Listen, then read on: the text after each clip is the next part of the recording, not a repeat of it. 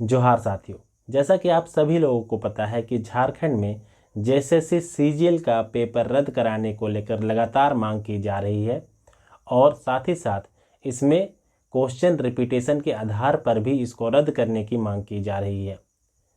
इसी में एक नया अंक जोड़ते हुए प्रधानमंत्री नरेंद्र मोदी जो 2 अक्टूबर 2024 को झारखंड के हजारीबाग में परिवर्तन यात्रा नामक भाजपा के कार्यक्रम में शामिल हुए थे, वहां पर से इसी मांग को दोहराते हुए झारखंड सरकार पर हमला किया और साथ ही साथ पेपर लीक और जो सेटिंग की खबरें झारखंड में सरकारी नौकरी पर बेचे जाने की हो रही है उसकी बात की।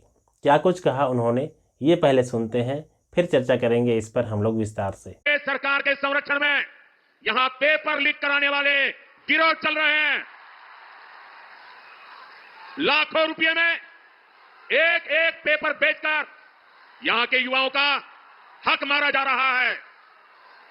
करोड़ों करोड़ों रुपए कमाए जा रहे हैं। ये पैसा उनके मालिकों तक ऊपर तक जाता है। पूरी सरकार भ्रष्टाचार में डूबी है। मेरे नौजवान मित्र आज बहुत बड़ी मात्रा में यहां आए हैं। पेपर लीक ने उनकी जिंदगी को तबाह करके रखा है। तो जैसा कि आप लोगों ने देखा, नरेंद्र मोदी जी ने सीधे तौर पर झारखंड सरकार पर हमला किया और पेपर लीक जैसे मुद्दों पर खुलकर अपनी बात रखी।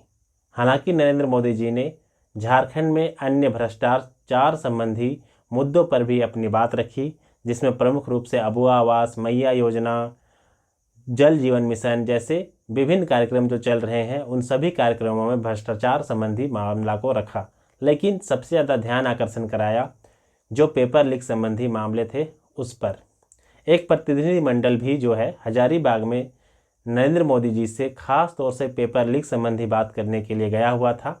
आप सभी ने उस वीडियो को या फिर उनके जो नेता थे या फिर उस जो ग्रुप था उसको जो लीड कर रहा था वो वीडियो आप लोगों ने देखी ही होगी। यहाँ पे मैं कुछ बातें रखूँगा, क्या नरेंद्र मोदी के स्टेटमेंट से ये पेपर जो है रद्द हो जाएगा या फिर राज्य सरकार की अपनी कुछ शक्तियाँ हैं उसको समझने का भी प्रयास करेंगे। एक एक करके चीज़ों पर आते हैं।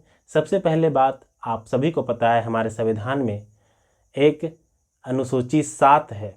अनुसूची 7 के तहत 3 सूची जो है बनाए गए हैं, जिसमें जो कानून बनाने का अधिकार है उसको बांटा गया है, जिसमें प्रमुख रूप से संघ सूची, समवर्ती सूची और राज्य सूची है। आप सभी को पता होगा जो जेएसएससी है वह राज्य सरकार के अंतर्गत राज्य सूची का भाग है और उसके जो भी निर्णय होंगे, जो भी कानून बनते हैं वो राज्य सरकार ही बनाती है।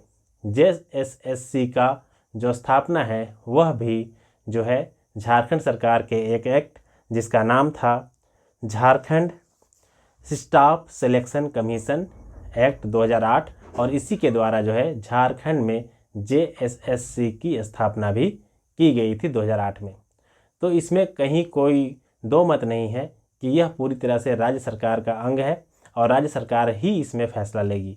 हालांकि नरेंद्र मोदी जी के स्टेटमेंट से यह जो मुद्दा है यह राष्ट्रीय मुद्दा बनने की ओर ज़्यादा जा रहा है, ना कि इसको लीक के आधार पर या फिर क्वेश्चन रिपीटेशन के आधार पर रद्द करने का। दूसरा बात, जो एक प्रतिनिधिमंडल गया था उस प्रतिनिधिमंडल ने क्या कुछ बात की वो तो वही जानेंगे, लेकिन एक चीज़ है कि उससे झारखंड सरकार पेपर रद्द करने वाली नहीं है। उसके लिए झारखंड के ही लोगों को और झारखंड के छात्रों को ही सामने आना होगा। ये बात अलग है कि झारखंड के जो छात्र नेता है ये बढ़ चढ़कर इस मुद्दा को उठा रहे हैं और 19 से बहुत सारी उम्मीद की जा रही है और भविष्य में भी उन्हीं से कुछ ऐसी उम्मीदें हैं कि इस जो पेपर लीक की घटना हुई है या फिर जो सेटिंग की घटना चल रही है उससे झारखंड के छात्रों को निजात मिल सकता है, या फिर जब झारखंड सरकार खुद ही ये सोचे कि वो छात्रों के साथ गलत नहीं करना चाहती है तो खुद ही वह पेपर रद्द कर दे। ऐसी हमें पूरी उम्मीद है और झारखंड सरकार को ऐसा करना भी चाहिए।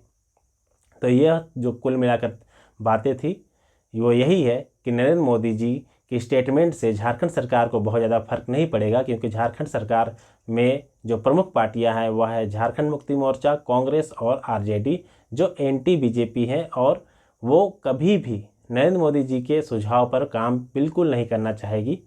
लेकिन यहाँ पे अगर छात्रों के हित की बात है तो ज़रूर झारखंड सरकार या फिर जो गठबंधन की सरकार है उसको झारखंड के छात्रों के हितों के बारे में सोचना चाहिए और पेपर जो है वो रद्द कर देना चाहिए, क्योंकि ये साफ हो चुका है कि गड़बड़ियां हुई हैं। पेपर लीक तो कहीं ना कहीं था, साथ ही साथ क्वेश्चन रिपीटेशन पर तो किसी को कोई सवाल उठाया जा ही नहीं सकता।